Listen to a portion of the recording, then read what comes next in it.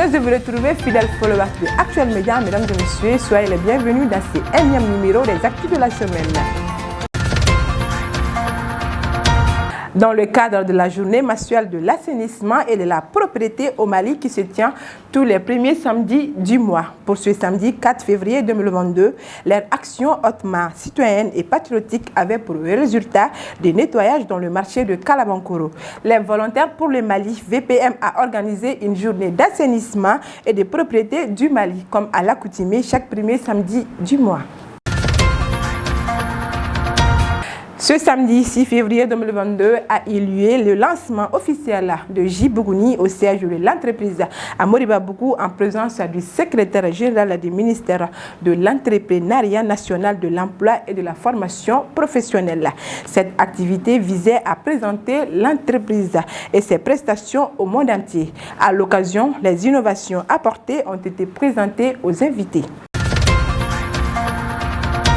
Le ministre de la Réconciliation, de la Paix et de la Cohésion sociale, colonel-major Ismaël Ouagué, a tenu un point de presse ce dimanche 6 février 2022 dans la salle de conférence du dit ministère. L'objectif de cette conférence de presse était de donner des explications sur son voyage effectué la semaine dernière en Italie, sur l'invitation du gouvernement qui visait à concilier les groupes armés et le gouvernement. Mon éducation, mon futur, qui est un projet de l'ONG Search for Common Ground, accompagné et financé par l'UNICEF. Mercredi 2 février 2022, à l'hôtel Millennium, s'est tenu l'atelier de restitution des résultats de Confliscan, enquête ménage score et production de policiers brief. Taïrou Dunda, directeur pays Search for Common Ground, s'est dit satisfait des différentes activités menées par son équipe. La Fondation Orange parraine 10 étudiants de l'École supérieure de gestion. C'était en faveur d'une cérémonie de signature de contrat entre les deux parties, ESG et Fondation Orange, représentés respectivement par le dynamique directeur général Jean-Pierre Grange et la chargée de communication Fatoumata Touré. Il faut rappeler que l'École supérieure de gestion offre des formations de qualité dans plusieurs domaines de niveaux différents. Conférence de presse sur la citoyenneté animée par Moussa Mara à l'École supérieure de gestion ESG. Séjour mardi 1er février 2022 dans l'amphithéâtre Mahatma Gandhi. La citoyenneté et les citoyens impliqués, conscients de leurs droits et devoirs et engagés à les exercer pleinement, exigeront les dirigeants la redevabilité, l'efficacité et l'exemplarité indispensables au progrès collectif, étaient les mots du conférencier. À Sénou, dans la salle de l'Institut Maulana Mohamed, s'est tenue la rencontre de la plateforme des personnes victimes de la démolition de la zone dite aéroportuaire de Sénou, ce samedi 5 février 2022.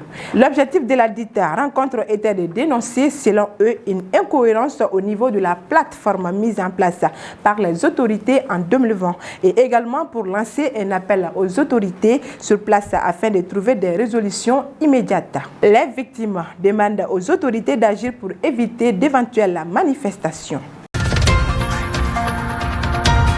La cérémonie d'inauguration de la deuxième salle de classe construite par le CGS du premier cycle de l'école B de Torokorobougou s'est tenue ce samedi 5 février 2022 dans l'enceinte de la dite école. Étaient présents entre autres le représentant du maire de la commune 5, le commissaire du 4e arrondissement, les anciens directeurs de l'école A et B de Torokorobougou, les membres du CGS, certains parents d'élèves et pionniers. Cette cérémonie a pris fin par la visite de la nouvelle salle de classe. Les militantes et militants de jeunes de la plateforme Djigiyakura, Espérance Nouvelle, ont tenu une assemblée générale le mercredi dernier 2 février 2022 au centre multifonctionnel de la commune 1, dont leur objectif est de conquérir le pouvoir présidentiel sur la prolongation de la transition, veiller à la bonne marche de la transition et s'organiser pour la conquête et l'exercice du pouvoir. Ce Ce vendredi 4 février 2022 s'est tenue une assemblée générale des syndicats de Sotelma Malitel et Orange Mali au centre technique de la Sotelma 6 à la CID 1000. Les deux syndicats ont profité de cette assemblée pour dénoncer le verdict du procès qui les a condamnés à payer près de 170 milliards de francs CFA comme dommages causés aux consommateurs, soit 155 milliards pour Malitel.